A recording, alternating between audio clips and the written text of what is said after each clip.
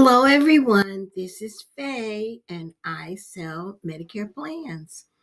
This presentation is about building a legacy one by one by one. It's actually to help you to know how to master the art of recruiting the right person or people to work with you. So, as a business owner, you often start a business or grow a business not just so that you can fulfill your dreams, but because you like to leave a legacy. You like to have something left for your family, your spouse, your children, your grandchildren, actually, future generations.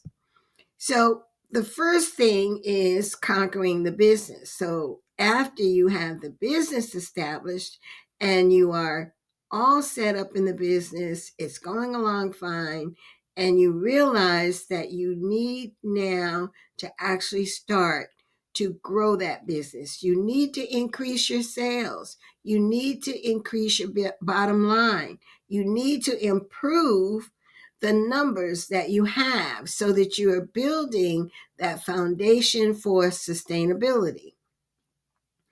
You are going to need in your business a good vision plan and a mission.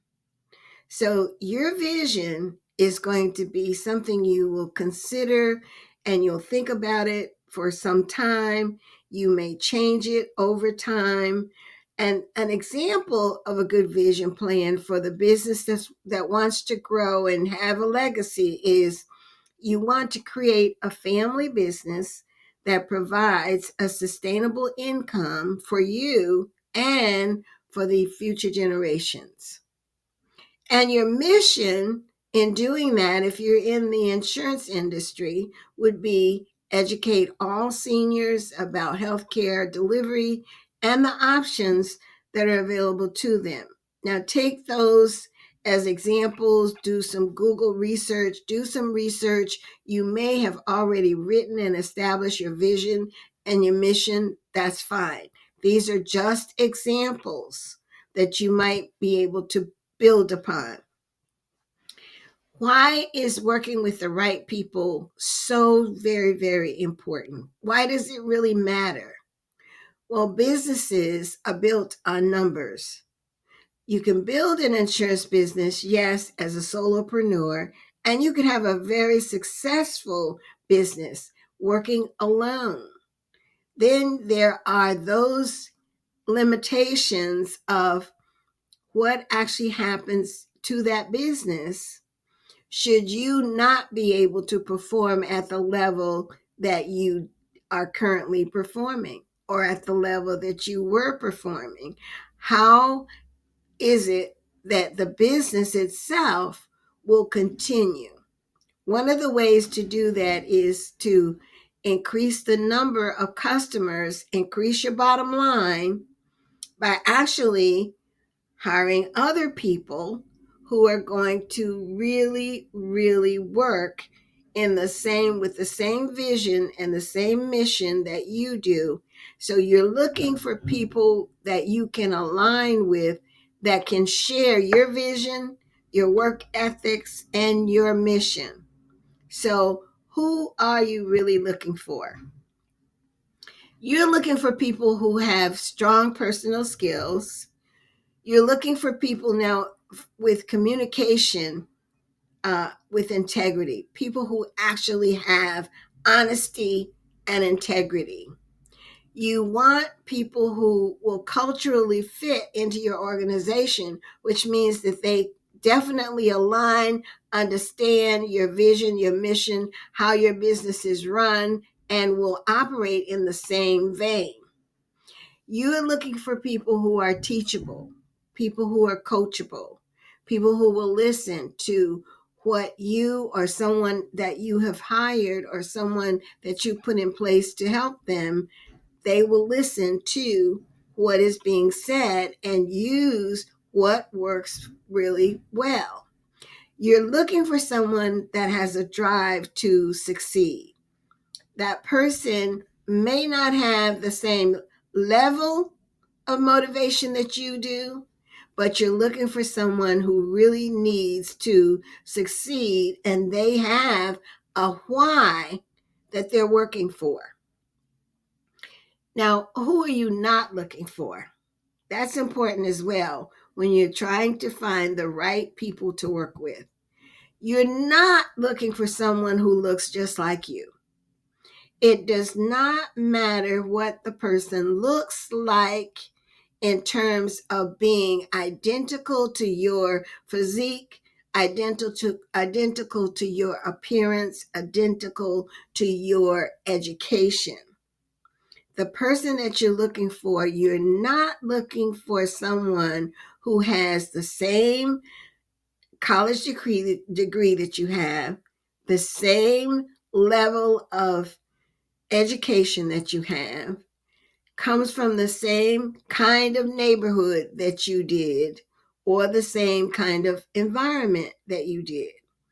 You're not looking for someone who says yes to everything that you say and have no questions. You're not looking for someone who isn't driven by their own why. Why should they want to work for you? Why should they want to work with you? Why should they want to work, period? You're not looking for someone who seems to have all of the right qualities, all of the right skills, can answer all the questions good, talks a good game, but has shown no past results. You're also not looking for someone for whom you feel that you must help. So you're not running a pity party. So you're not looking to find someone that you can pick up and just feel so strongly that, oh, they're in such bad condition and such bad situations, I can help them. You can only help them if they want to help themselves. So you're not looking for someone who begs for the position and then has an excuse for not showing up. And you're not looking for someone who doesn't want to put skin in the game. So they need to bring something to the table, and then they can sit at the table and you all can enjoy the rewards. So where are these people that you're looking for? Where are the people that you should look to recruit? You can look within the insurance organizations where you're members. That's called networking. You've done this before. You've networked to get your customers. Now you can network also to get your business partners. Use job boards like Indeed. Indeed is a very good job board for insurance professionals because they offer and list so many different jobs within the insurance industry that there will be hundreds of thousands of people who may apply for a position that you post. Also, let everyone in the community know that you're hiring. Let everyone know that you have a 1-minute elevator speech that can tell them exactly who you're looking for. I am looking for someone who wants to learn the insurance business, who is motivated, energetic, and wants to be able to make a decent living, an honest living by helping other people. That's my 1-minute speech. You also you look for the people that you're looking for through social media, but probably not the same social media outlet that you use to look for your customers if you're talking Medicare. You want to look more on the social media outlets where the candidate might be. So that might be Instagram, YouTube, or even X. You can also use job fairs locally if your college or some business organization in the community is having a job fair. Participate. Check with your local chamber of commerce. They may know of a job fair that's coming up. That gives you a great opportunity to be there, show your brochures about your business, give them your branding, be able to meet people who are actually looking for a job locally. And of course, recruiting socially. Recruiting socially means that you're setting up recruiting meetings where you're offering perhaps a drink and some hors d'oeuvres or anything similar to that. And it's done generally in the evenings because you want people who are already working who may be looking to do something different. So you're not always looking for the people who are not working. So the recruiting socials are generally done in the evening or on Saturdays or Sunday afternoon when people who do have jobs are able to attend. Now, of all of those 6 things that I just mentioned, these are the 3 that have worked best for me.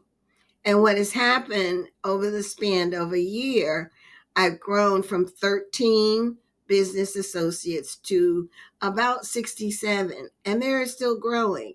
But at some point, I won't grow anymore for this year because we'll be coming up to Medicare annual enrollment, and that's not the good time for me to actually be focusing on recruiting and training new people. I would need to be using my time, energy, and resources to help the people who are already business associates. Make sense? So these are the 3 that have worked best for me. Word of mouth. By just telling people that I'm looking for someone, telling agents who are currently working either for me or for someone else that I'm looking for someone, I've had a lot of referrals that way. The job board, indeed, has been invaluable, but I must tell you that you can get inundated with the number of resumes that you receive. So when I used Indeed, I set up a system where my virtual assistant actually takes every resume, puts the information into a Google Drive, calls the individual, and there are certain questions that I have him ask up front so that we know if we should go any further, because you're going to get a lot of them if you're doing the job board. So they are sort of weeded out at that point, because the virtual assistant then will only set an appointment for those who can answer the questions favorably. The other thing that has been big is recruiting socials. The recruiting socials I've done through several different places locally, but they're live meetings. So they're meetings where other licensed agents are invited in. We tell them what we do. We talk about our branding. We talk about our connections within the industry. We let them know what we do, but it's really it's a social hour.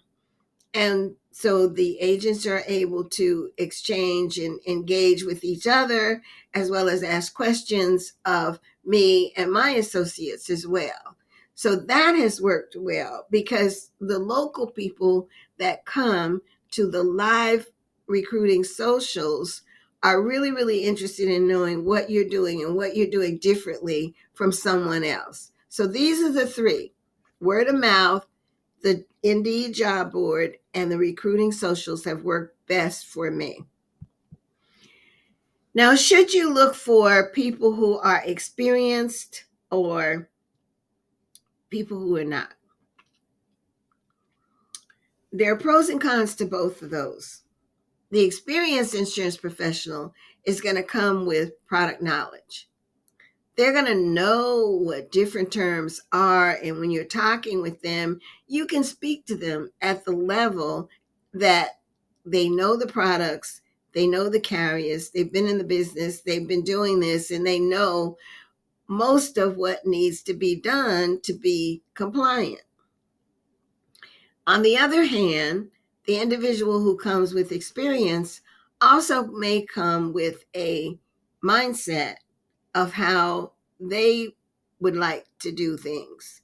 And it may or may not be adaptable to the way that your business actually operates. In all of our businesses, the main thread that goes through all of it is you must always, always be compliant, and you must always, always treat the customer with respect, and always listen and answer customer service issues or direct someone right away. Don't let those things go unanswered. That may or may not be something that someone who is experienced knows how to do, because they may have worked for another organization and not for themselves, so that all of that was handled differently. So there's an obvious difference in hiring licensed only or LOA agents versus independent agents. If you're going to hire a newly licensed individual, the training process will be somewhat longer. It will take you a longer period of time to train and coach them into being able to not only get contracted, become certified, but also use their sales skills, and how that works so that it's compliant. So hiring a newly licensed insurance professional is best done, in my opinion, after AEP. So it's best done at the beginning of the year in January, because you will have more time at that time to devote to actual training and have a training process set up for everyone. But this is a new person, so the training will be a little bit different than for someone who is experienced. Now, what does the numbers look like if you're hiring experienced versus newly licensed individuals? So after the training, the person you've hired, and you should be setting some goals. So if it's an experienced person and they have already done the business, there's absolutely no reason why, depending on when they come on board, that they cannot write 40 to 150 Medicare applications during the year. Depends on when they start. But during AEP, their number should be somewhere between 40 and 150. If it's a newly licensed person, it's probably going to be somewhere between the 40 and the 50. There are about 54 days total in the AEP. So if the newly licensed person were writing one application, and some of them they're not going to write because they're new, that's going to be somewhere around 40 to 50. Where the difference with the experienced person, they will be able to see more people, have more access to people, have some activities in some communities already set up where they can actually talk about the AEP and the opportunity to individuals. So their numbers should be higher. Now, if you're going with the licensed only agent approach, and this example just shows that you have 5 people that you've hired, what you're looking at is adding to your income for the year about $150,000 based on the 100 sales that they do for AEP. Now, if they're working all year, obviously those numbers are going to be greater. So that brings about 150,000, and that's a very, very conservative number, because as you know, there's one commission for new to Medicare and then another commission for changing plans. So this is very, very extremely conservative based upon the changing plans. And then if you're going the independent route and the agents are independent, they own the business that they write, and the same 5 people are writing 100 apps during the AEP, that is going to look like $25,000 to $50,000 that's added to your bottom line. Here's some key performance indicators or questions that you should be asking during the interview process. So, for planning, how aggressively does the individual that you are interviewing plan to succeed? Do they have any plans to succeed? Don't be afraid if somebody doesn't have a plan. Sometimes people just don't know how to plan, but that's where you come in to help them to plan. But you want to get a sense of how aggressively can this person actually plan for their future. And it's all about their future, because if they succeed, you will succeed. The second thing is strategy. Does the candidate have any strategies for how they're going to go about succeeding? What have they thought that they may be able to do? What are they bringing to the table that you can help them to implement? And next is, of course, implementation. Does the candidate have an implementation plan? When could they start? How do they plan to start? When did they think about what are they going to do in their first 30 days? What will they do in their first 90 days? How many people can they plan to see? Where can they go to see those people? How will they get in touch with them? And then, of course, performance. You want an idea from the candidate. What feedback would they suggest about reporting, monitoring, and adjusting their performance? So if they said during the first 30 days, because they're doing contracting and certification, that they may only write 4 applications, how will they measure that? How will they report it? Will they be set up? Will you help them to get set up with the CRM so that they know how to follow up with the people that they did write, how to follow up with the people that they didn't write? And then if they did write the 4 or they wrote more than 4, how do they adjust what they're doing for the next month so that they continue that pattern? Return on investment is extremely important.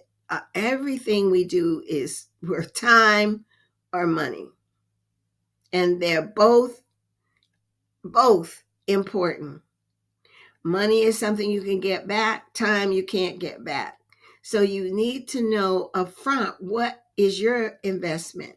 What are you willing to commit in time and money to the success of this particular candidate? Then you need to have a commitment from the candidate that they're going to invest 100% as well. You don't want to be investing 150% and the candidate is investing 30%. You want to be able to get back 150% of the 100% investment that you're putting in. And the only way that you can do that is to have clear and open lines of communication that creates those lasting relationships, those ongoing relationships from one month to the other, from one selling season to the other, preparing for anything that's coming up. But the two of you need to be able to communicate. For application and implementation, these are the 3 things that you need to do. Choose if you're hiring LOA or independent, then set up your time to manage the choices of how you're going to go about recruiting the people that you want to work with, and arrange that time for hiring so that the training and the onboarding can take place within all of the other business activities that you have to do. Those 3 things, and you'll be ready to go. Our contact information, if you need more information, is here. Thank you so much for attending. And if you do have further questions, just reach out to me. This is Faye, and I sell Medicare plans.